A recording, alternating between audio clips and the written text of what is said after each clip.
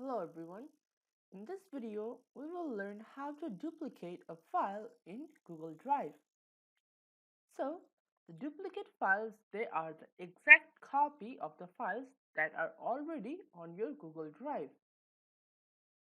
So, these are the steps we are going to follow for implementing this video. Now, let's get started. So, let's say I want to make a copy of this file. So, I will have to right click on this file. Then left click on make a copy. Now it is saying create a copy of TextZip for you.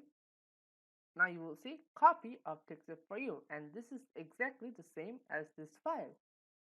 So this is how you make a copy of a file in Google Drive. So now let's have a look at the summary. So in this video, we have covered how to duplicate a file in Google Drive. Thank you for watching.